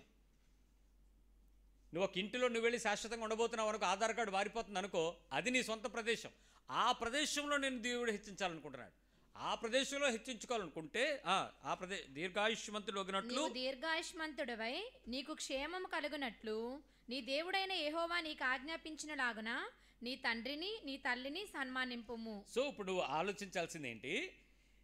నీవు అనుగ్రహించబడుతున్న, నీవు పొందుకోబోతున్న ప్లేస్ ఏదైతే కాంకర్ చేయబోతున్నావో, long life with peaceful happiness, క్షేమము అనుభవించాలి. నువ్వు ఫ్లరిష్ అవ్వాలి, నువ్వు ఎన్రిచ్ అవ్వాలి, ఆ ప్లేస్లో నువ్వు రిప్లనిష్ అవ్వాలి. అలాంటి స్థాయికి నువ్వు నింపబడాలంటే, ఆనందించగలగాలంటే ఈ వచనాన్ని నువ్వు గుర్తుపెట్టుకోవాలి. నీ తల్లిని తండ్రిని ఎప్పటికీ కూడా ఏం చేయాలి? వాళ్ళకు నువ్వు భయపడాలి, వాళ్ళకి సన్మానించాలి. అందుకని ప్రతి నెల ఒక 12 శాలువాలు కొని నెలకు ఒక రోజు వెళ్ళి, అమ్మ కాళ్ళకి దండం పెట్టుతాను పైకి పెట్టు అని చెప్పి వాటర్ బాటిల్తో నీళ్లు కొట్టి తల మీద నుంచి ఇలా కప్పేసి ఫోటో తీసి నేను మా అమ్మని సన్మానించాను ద్వితీయోపదేశకాండం 5:16 అని ఓ స్టేటస్ అప్డేట్ చేస్తే అది ఏమన్నా దేవుడు ఆనందించే పనా? ప్రతి నెల ఒక ఫ్లవర్ వాజ్ కాదు ఫ్లవర్ బొకే కొనుక్కుని వెళ్ళి నుంచుని ఫోటో తీయండి అని నుంచున్నావు అనుకో, నువ్వేమన్నా అధికారిని కలిసినట్ట? నీ జీవితంలో వారితో నువ్వు జీవించేటువంటి విధానాన్ని సరిగా అర్థం చేసుకోవాలి. ఇది ఎమ్మెల్యే దగ్గరికి వెళ్ళినా అధికారి దగ్గరికి వెళ్ళినా, నిజానికి నేను ఒకసారి వెళ్ళాల్సి వచ్చింది. వెళ్ళినప్పుడు నా పక్కన ఒక ఆయన అన్నాడు, అరే మనం ఏదైనా పట్టుకెళ్ళాలి అన్నాడు. ఒరే ఆయన దగ్గరికి వెళ్తుంది 1 నిమిషం, మాట్లాడితే 2 నిమిషాలు, పని అయితే మంచిది లేకపోతే లేదు. దానికి మళ్ళీ దీనికి తగలెట్టేసి 200 పెట్టావు 500 పెట్టి అది ఎందుకురా కొనాలి పదహన్నాడు. ఆడన్నాడు, ఒరే నువ్వు మరీనరా వెళ్ళాలిరా ఫార్మాలిటీ రా. నువ్వు వద్దు, నేను వస్తున్నాను, మనం వెళ్ళి ఆడిని కలవడమే గొప్పరా అని ఏం తీసుకెళ్ళి మామూలుగా వెళ్ళాం ఆ స్లిప్ పంపించాం. ఆయన రెండు లోపలికి రండి అన్నాడు. తిన్నగా వెళ్ళాం, వెళ్ళి కూర్చున్నాం, మాట్లాడు. మేము మాట్లాడుతున్నాం ఇంకొకడు వచ్చాడు. వచ్చి వాళ్ళకి చనువేమో వచ్చేసి సార్ అని చెప్పి పెద్ద గులాబీ పువ్వులు తింటుంది ఇచ్చాడు. ఇస్తే ఆయన ఇలా తీసుకుని ఆ పక్కడికి ఇచ్చాడు. నేను అన్నాను, చెప్పానా ఏదైనా పనికొచ్చేది ఆయనకి ఇస్తే ఆయనకు ఉపయోగపడుతుంది, ఇలాగ ఇస్తే ఆయన అలాగ ఇచ్చేస్తాడని ఆయన ముందే అన్నాను. మరి ఆయనకి తెలియాలి కదా, ఇలాగ ఇస్తే అలాగ ఇచ్చేస్తారు ఎందుకు, అదే సాయంత్రం పెట్టేటట్టు డ్రైవర్ పట్టుకుపోతాడు. ఆడికేదో మా అయ్యగారికి వచ్చింది వీడికి వచ్చినట్టు ఇవన్నీ వేస్ట్ కదరా అంటే అన్నాడు, అవును పాస్టర్ గారు మీరు చెప్పింది నిజమే, వీళ్ళు ఏవో తెస్తూ ఉంటారు కానీ అందుకేనండి ఎప్పుడన్నా మీ దగ్గరికి ఎవడన్నా కలవాలనుకుంటే నోట్ పుస్తకాలు తెమ్మని చెప్పండి. లాంగ్ నోట్ పుస్తకాలు, చెన్నై కూడా కాదు, మళ్ళీ చెన్నై తెస్తే ఒక్కొక్క రకం ఒక్కొక్క స్కూలు. పెద్దవి అనుకో ఎవరికైనా ఉపయోగపడతాయి. రూల్లో వైట్ పెద్ద నోటు పుస్తకాలు ఎవడొచ్చినా సరే ఆ బయట పిఆర్ ఉన్నాడు కదా అది చెప్పమనండి, ఒరే బాబు ఇలాంటివి తీసుకోరు సార్, ఈసారి వచ్చినప్పుడు మీరు నోట్బుక్స్ తీసుకురండి, అవి అక్కడ పెట్టండి. మీరు మీ దగ్గరికి పేదవాళ్ళు ఎవరైనా వస్తారు కదా, అరే నీ కొడుకు 10 పుస్తకాలు పట్టుకెళ్ళండి, ఆ రోజల్లా చెప్పుకుంటాడు ఎమ్మెల్యే గారు పుస్తకాలు ఇచ్చారు, ప్రెసిడెంట్ గారు పుస్తకాలు ఇచ్చారండి. ఈ బొకేలు ఎందుకండి, సాల్వలు ఏం చేసుకుంటారండి అని అంటే, మీరు అప్పుడప్పుడు వస్తుండండి ఇలాంటి సలహాలు ఇవ్వండి అన్నాడు. నేను వచ్చిన పని ఇదే అన్నాను ముందు. ఆయన స్ట్రైట్గా నోట్ చేసుకున్నాడు, సార్ మీరు వెళ్ళిపోండి నేను చేయిస్తాను అన్నాడు. నెక్స్ట్ వీక్ ఫోన్ చేసి చెప్పాడు, సార్ పాస్టర్ గారు మీరు వచ్చిన పని అయిపోయింది, అది నేను చేయించాను, అది మీరు పలానా వ్యక్తి దగ్గరికి వెళ్ళి మీరు చూసుకోండి అన్నాడు. It was finished. ఇప్పుడు నువ్వు వెళ్ళే కలిస్తే ఓ ప్రయోజనకరమైన పని అవ్వాలి, అంతేగాని నువ్వు ఇచ్చేదానికి అతనికి లంచం అవుతుంది కదా. ఆ బలహీనమైన పరిస్థితుల్లో వాళ్ళని ఆకర్షించడం కదా. ఇలాంటిది మళ్ళీ ఇంకోసారి నేను వెళ్ళానుకో, మళ్ళీ నేను అలాంటిది మళ్ళీ పట్టుకెళ్ళి తూరుకుంటాడా, మళ్ళీ పెంచాలా? మొన్న జీడిపప్పు పట్టుకెళ్ళాను, ఇప్పుడు ఏం పట్టుకెళ్ళాలి, బాదం పప్పు పట్టుకెళ్ళాలా, రేపు పిస్తా పప్పు పట్టుకెళ్ళాలా, ఆ తర్వాత గన్నేరు పప్పు. ఎందుకు ఈ పప్పులు గోలా? నేనేం పట్టుకెళ్ళను, నా పని చేసుకుంటాను, నాకు అవసరం ఏంటో వస్తాను. ఓటేసినప్పుడు అలాగే వెళ్ళాం, అంతే పద్ధతి. కాబట్టి కొన్ని సందర్భాల్లో మనము ఫార్మాలిటీస్కి లోబడతాం. Make serious of it. దాన్ని ఖచ్చితంగా వాడుకోవాల్సినప్పుడు ఖచ్చితంగా చూడండి. మా ఇంటికి ఎమ్మెల్యే వచ్చినప్పుడు తెచ్చాడా, ఏమండి మీరా మీ ఇంటికి వచ్చాడు తెచ్చాడా, మరి నేనేది తేవాలి? నీవు మా ఇంటికి ఎంత దూరమో నీళ్ళు అంతే దూరం, ఒకే క్రమం. తేడా ఉందా? ఆలోచించుకోండి. సో పద్ధతి ప్రకారం అయితే బైబిల్ చెప్తున్న విషయాన్ని మనం దాటిపోవడానికి వీల్లేదు. దీన్ని ఖచ్చితంగా మనం ఫాలో అవ్వాలి. ఇది ఆజ్ఞ, గుర్తుపెట్టుకుందాం. సామెతల గ్రంథం 1వ అధ్యాయం 8వ వచనంకి రండి. ఎందుకు ఈ విషయాలు నేను ఖచ్చితంగా చెప్పాల్సి వస్తుందో మళ్ళీ వస్తున్నాను. సామెతలకి రండి. ప్రోబ్స్ 1:8. నీ తండ్రి ఉపదేశం ఆలకింపుము, నీ తల్లి చెప్పు బోధన త్రోసివేయకము. ఇక్కడ సామెతల్లో కుమార్తె అనే పదం 2 సార్లు 3 సార్లు వచ్చింది. ఎక్కువ సార్లు ఏమొస్తుంది, నా కుమారుడా. అంటే మేజర్గా మెడంగునోడు ఎవడు, కొడుకు. పాయింట్ మీకు అర్థం కాలేదా? ఇలా అర్థం అవ్వలేదు కదా. ఇన్నిసార్లు కొడుకు వచ్చిందంటే దాని అర్థం కొడుకు అంటే కొడుకులు తెరవుతారని తెలుసు బైబిల్.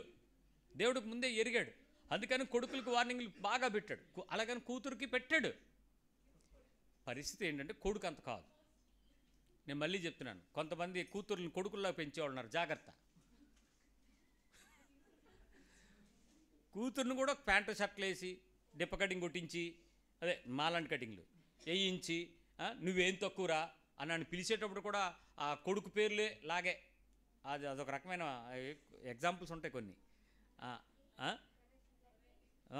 ఒరే కామనే ఇంకొన్ని అవి మీకు తెలుసులే, అలాంటి పనులు అవి చేశారనుకోండి, వాళ్ళకి వర్తిస్తుంది ఇది.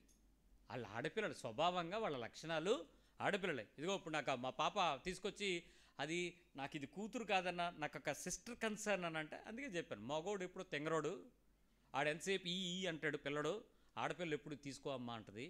ఆడపిల్లల్ని ఇచ్చాడు అని అంటే దేవుడు ఆస్తి ఇచ్చేసినట్టే. వాళ్ళు చాలా ముద్దబెట్టే, వాళ్ళు లక్ష్మీదేవత లక్ష్మీదేవత అంటారు, నిజానికి అది లక్ష్మీదేవత కాదు, పట్టుకెళ్ళిపోద్ది. సరిగ్గా తెలియదు, వాళ్ళు ఏదో చెప్పారు. ఆహార దేవత, ముద్ద పెడద్ది, ముద్దును ముద్ద ఆ రెండో వస్తాయి ఆడపిల్లతో, డౌటే లేదు. కాదా చెప్పండి, పట్టుకెళ్దా? మీరు పట్టుకుపోలే, ఎంత పట్టుకుపోలేదు, ఈరోజు పట్టుకెళ్ళిపోతారు, ఇంటికి వస్తారు చీపిరి బాగుంది అంటారు. దాని అర్థం ఏంటి? అమ్మా ఈ గిన్నె ఎప్పుడు కొన్నావు అంటారు. అంతేంటి, మాకు దొరకవే, నీకు దొరకవా, నీ కళ్ళు కనపడవు, ఇక్కడికి వస్తే అమ్మింట్లోనే కనపడతాయి. మా ఆవిడేమో పాత బట్టలు వేసి ఆ స్టీల్ సమ్మనోడి దగ్గర ఏమో పీకి తెస్తుంది, అదేమో నీ ఇంట్లో అటకెక్కుద్ది. వండుతావా? తెచ్చి పెడుతుంది. అంటే మీరు వాస్తవాలు చెప్తే నవ్వుతారు కానీ లోపలికి ఏడవరు. ఇలాంటి పనులు చేయకూడదు, అమ్మ నీకేం కావాలి నువ్వు పట్టుకెళ్ళు, వృద్ధాప్యంలో ఇంటికి వచ్చావు, అత్తయ్య మీకేం కావాలి పట్టుకెళ్ళండి, నా కొడుకు దగ్గర తెచ్చుకెళ్ళి చెప్పుకుంటారు ఆ ఘనత. కోడలుగా నువ్వు ఒక పదం పెట్టి, అమ్మ అత్తయ్య మీకేం కావాలి, మొన్న ఇంటికి వచ్చినప్పుడు చూశాను ఆ గరిటె సరిగా లేదు, ఇదిగో మీకోసం ఈ 6 డజన్ తీసుకున్నాను, ఈ పట్టుకెళ్ళన్నాను. కొడుకు వీధంతా చెప్పారు వెళ్ళి, మా కొడుకు మా కోడలు నిన్ను గొప్ప చేస్తారు, మీరు ఎంతసేపు తెచ్చేసుకునే బాపతలో ఉంటారు, ఇవ్వండి. కొడుకులు ఇలాంటి పరిస్థితుల్లో ఉంటారని కొంచెం విషయం చెప్పింది. బట్ విషయం విందాం, ఏం చెప్పాడు 8వ వచనం. నా కుమారుడా, నీ తండ్రి ఉపదేశం ఆలకింపుము, నీ తల్లి చెప్పు బోధన త్రోసివేయకుము. ఇక్కడ విషయం ఏంటంటే, ఆలకించుట అనేటప్పుడు మనం 2 మాటలు వింటాం. ఈ రోజుల్లో ఈ ట్యాబ్లు ట్యూబులు వచ్చిన తర్వాత దరిద్రం అయిపోయింది జీవితాలు. ఏదైనా ఉంటే యూట్యూబ్ పెట్టేస్తున్నాడు, లేకపోతే ట్యాబ్ పట్టు కూర్చుంటున్నాడు, ఫోన్. నిద్రపోయేంత వరకు నాన్న అమ్మ ఏం చేసేవారు? అమ్మ అది చెప్పు, నాన్న అది చెప్పు, ఏది కథ. అప్పుడు అనగనగనగనగనగనగనగనగనగనగనగనగనంటే అసలు ఏ రోజు అనగా అనగా అనగా అంటే ఏంటని ఎప్పుడైనా అడిగారా? మూసుకుని విన్నాం. ఇని అంత అయిపోయిన తర్వాత అమ్మ నిద్ర వచ్చేస్తున్నారు రేపు చెప్పు, వాడు పడుకుంటాడు. ఆలకించడం అంటే మధ్యలో వాడు ఏం చేస్తాడో తెలుసా?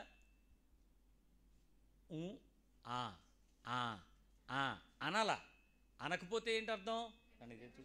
వినట్లేదు, పడుకుని పోయాడు, గుర్ర తీసేస్తాడని అర్థం. ఆలకిస్తున్నావా? ఆలకింపు అంటుంటారు పిల్లలు. అది ఆలకింపు అంటే ఆడు వింటున్నాడు. అమ్మ చెప్పేటప్పుడు నాన్న చెప్పేటప్పుడు అలా ఎప్పుడైనా విన్నావా? అయిపోయిందా? ఇది ఆలకించడమా? అడు మొదలెట్టడం, ఆపు ఆపు ఆపు, ఏట్రా బాబోయ్ ఈ యాక్షన్లు ఏంట్రా నాయన, ఆపు ఆపు. ఏ సినిమాలు చూశారు మీరు? ఎక్కడ యాక్షన్లు ఇవి? వినండర్రా. లేవు కదా ఇప్పుడు, ఈ ట్యాబ్లు ట్యూబ్లే పాడు చేసినాయి. వినాల, ఆలకించాలి. నాన్న ఏం చెప్తున్నాడు?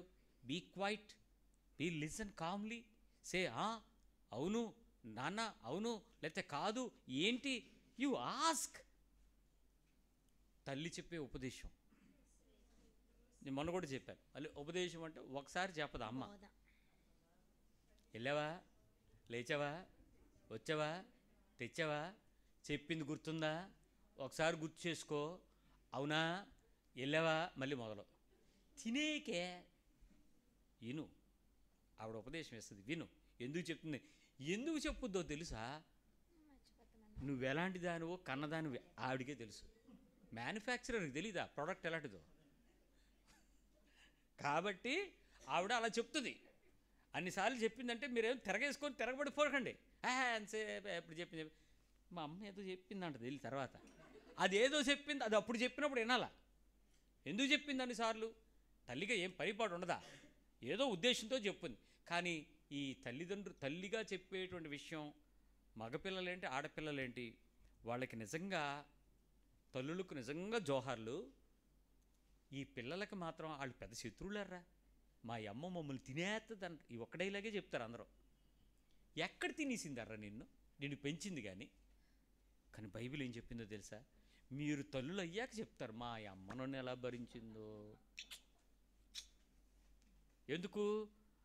మీ నెక్స్ట్ జనరేషను టూ మచ్ అడ్వాన్స్లో పుడతారు. నువ్వు ఇంకా ఆవిడ చెప్పినాక ఇంకా ఆఫ్ అన్నావు, ఇంకా వాళ్ళు నిన్ను చెప్పనెవరు, నీతో మాట్లాడడానికి టైం ఉండదు, చక్కని జారిపోతారు అంతే. ఇంక నువ్వు ఏడుకో ఒరే అనేటోటి అక్కడ బండి తీసుకుని వెళ్ళిపోతాడు బాయ్ అని అక్కడ. ఇంకెవడంటాడండి? బైబిల్ చాలా హెచ్చరికగా చెప్పింది. ఎన్నిసార్లు చెప్పిందో చెప్తాను. 6వ అధ్యాయంకి రండి. సామెతలు 6:20. నా కుమారుడా, నీ తండ్రి ఆజ్ఞను గైకొనుము, నీ తల్లి ఉపదేశమును త్రోసివేయకము. వాటిని ఎల్లప్పుడూ నీ హృదయమందు ధరించుకొనుము, నీ మెడ చుట్టూ వాటిని కట్టుకొనుము. ఎంత గట్టిగా చెప్పింది తెలుసా? అవి నీ త్రోవల్లో నడిపిస్తాయి అని చెప్పాడు ఈ మాట. 20:21. తండ్రి ఏం చెప్పాడంట? ఆజ్ఞ. తండ్రి ఏం చేస్తాడు? మీ ఫాదర్, మీరు ఒకసారి గుర్తు చేసుకోండి, పెద్దవాళ్ళుగా వింటున్నారు కదా ఇప్పుడు మీరు. మీ తండ్రి మీకు ఏమైనా ఆజ్ఞలు ఇచ్చారేమో గుర్తు చేసుకోండి. ఆజ్ఞలు అంటే మార్చడానికి లేదు, నువ్వు దానికి ఆన్సిలరీస్ రాయడానికి లేదు, అమెండ్మెంట్స్ అపెండిక్స్లో లేవు, అంతే. ఏమైనా ఆజ్ఞలు ఇచ్చాడా? గుర్తు చేసుకోండి. కొన్ని ఉన్నాయి, కాకపోతే అవి ఇలాంటి టైంలో మీరు గుర్తు చేసుకుంటే మీకు మా నాన్నగారు ఇలాంటిది ఇది ఏది చెప్పాడు అని మీకు అనిపిస్తుంది. కానీ అవి కఠినంగా అనిపిస్తాయి, కానీ ఇప్పుడు మీకు వాస్తవాలు అవి. కొన్నిసార్లు ఏం రే ఇంకెప్పుడు వీళ్ళ దగ్గరికి వెళ్ళకూడదురా అని ఉంటాడు ఆయన. మీరు ఇంకోసారి ఆయన దగ్గరికి వెళ్తే వేస్ట్ అవుతారు. ఆయన చెప్పినది ఆజ్ఞది, వెళ్ళొద్దు అన్నాడు అంతే. ఇది వద్దురా మనకి అన్నాడు, ముట్టుకోవద్దు, ఇంకా దాని జోలికి వెళ్ళకండి. రే ఇంకెప్పుడు అప్పులు చేయకరా అన్నాడు అనుకో, అది ఆజ్ఞ, చేయకండి.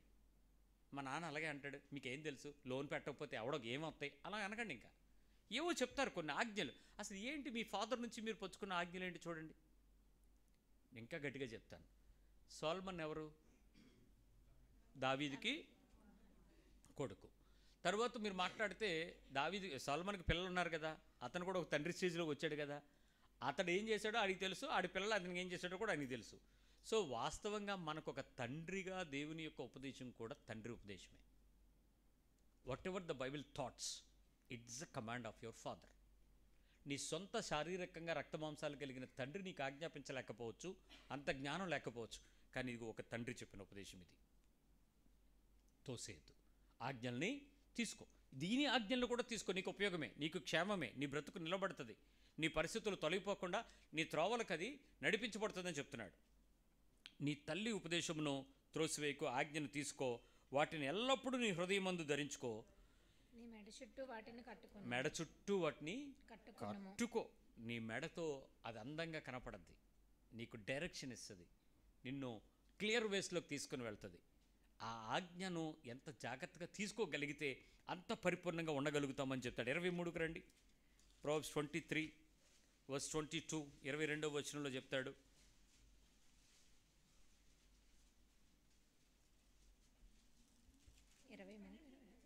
అమ్మా 23, 22. 23వ అధ్యాయం 22. నిన్ను కనిన నీ తండ్రి ఉపదేశమును అంగీకరించుము, నీ తల్లి ముదిమియందు ఆమెను నిర్లక్ష్యము చేయకము. ఇక్కడ చాలా హెచ్చరికగా ఉంది. ఇక్కడ ఇట్స్ ఫుల్ ఫోర్కాస్ట్ వార్నింగ్. నిన్ను కనిన, ఇక్కడ స్పెసిఫిక్గా చెప్పాడు. ఇఫ్ యు ఆర్ నీ సొంత తల్లిదండ్రులుగా, నిన్ను కన్న రక్త బంధువులుగా ఉన్న తల్లిదండ్రులుగా వారు నీతో ఏమైనా విషయాలు చెప్పినట్లయితే, మేబీ అప్గ్రేడెడ్గా ఉండకపోయి ఉండొచ్చు, కొన్ని విషయాలలో వాళ్ళు స్వార్థంగా మాట్లాడి ఉండొచ్చు, కొన్ని పరిస్థితుల్లో లౌకికమైన లోకానుసారమైన విషయాలపై వాళ్ళ అవగాహనతో మాట్లాడి ఉండొచ్చు. Under that influence of someone, వాళ్ళ మీద కొన్ని ఒత్తిడులను బట్టి, కొన్ని ప్రభావాలను బట్టి, కొన్ని తప్పిదాలతో వారు కూడా చేయవచ్చు. కానీ నీవు ఎదుగుతూ ఉన్నావు కదా, వారు ముదిమికి వచ్చారు అని అంటే నువ్వు ఎదిగావు కదా. విచక్షణతో జ్ఞానంగా ఆలోచించి వాళ్ళు చెప్తున్న సారాన్ని మాత్రం మర్చిపోకండి. మేబీ వాళ్ళంతా 100% పర్ఫెక్ట్ అని నేను చెప్పను,